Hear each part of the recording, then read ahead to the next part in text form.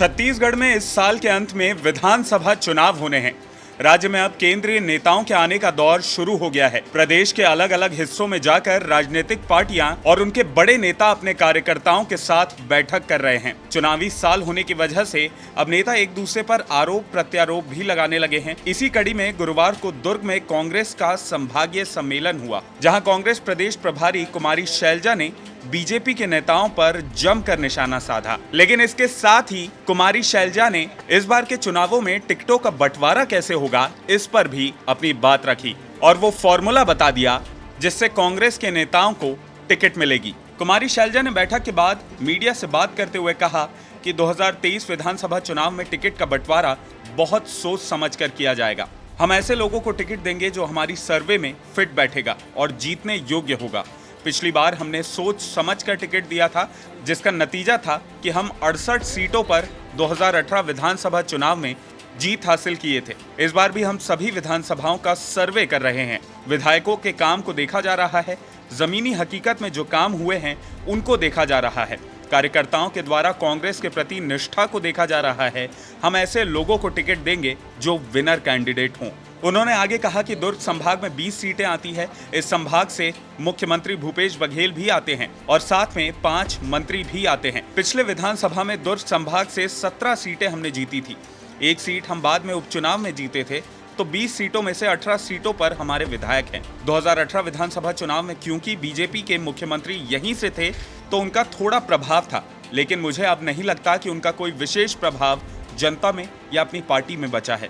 इसलिए इस विधानसभा चुनाव में हम दुर्ग संभाग के सभी 20 की 20 सीटों को जीतने की कोशिश करेंगे। जब पत्रकारों द्वारा केंद्रीय गृह मंत्री अमित शाह के दुर्ग प्रवास के बारे में पूछा गया तो कांग्रेस प्रदेश प्रभारी कुमारी शैलजा ने कहा कि वो बार बार यहां आ रहे हैं, वो फिर से लोगों को बरगलाने के लिए आ रहे हैं, वो जुमलेबाजी करने के लिए आ रहे हैं। नॉर्थ ईस्ट में जिस तरह से आग लगी है, पहले उसे बुझा ले। पूरे देश में देखें तो यहाँ हमने संभाला हुआ है। आपने देखा कि यहाँ जिस तरह से पहले नक्सलवाद था, हमने उस पर कितना ज्यादा काबू पाया है, क्योंकि हमारी सरकार ने विकास करके दिखाया है। उन्होंने आगे कहा कि मुख्यमंत्री भूपेश बघेल ने काम करके दिखाया है। आज बस्तर वो बस्तर नहीं रहा, छत्तीसगढ़ वो छत्तीसगढ़ नहीं रहा। बहुत आगे हम पहुंच गए हैं, हमें और आगे लेकर जाना है।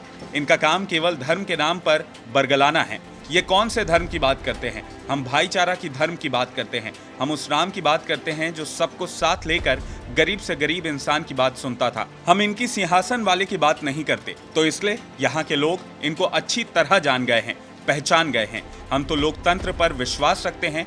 बता दें कि 22 जून को केंद्रीय गृह मंत्री अमित शाह दुर्ग जिले के दौरे पर आ रहे हैं, जहां वो दुर्ग लोकसभा के साथ साथ छत्तीसगढ़ के तमाम कार्यकर्ताओं के साथ आम जनता को भी संबोधित करेंगे। तो वहीं बड़े नेताओं से छत्तीसगढ़ के वर्तमान हालातों पर 1-to-1 चर्चा भी करेंगे। इस चुनावी साल में कांग्रेस और बीजेपी दोनों ही पार्टियों के बड़े नेताओं का फोकस छत्तीसगढ़ के विधानसभा चुनाव पर है। चुनावी साल में बीजेपी और कांग्रेस एक्शन मोड पर है। कांग्रेस को जहां भूपेश बघेल के चेहरे के साथ सरकार की तमाम उपलब्धियों पर भरोसा है, तो वहीं बीजेपी केंद्रीय नेतृत्व के सहारे 2023 में छत्तीसगढ़ फतह करना चाहती है।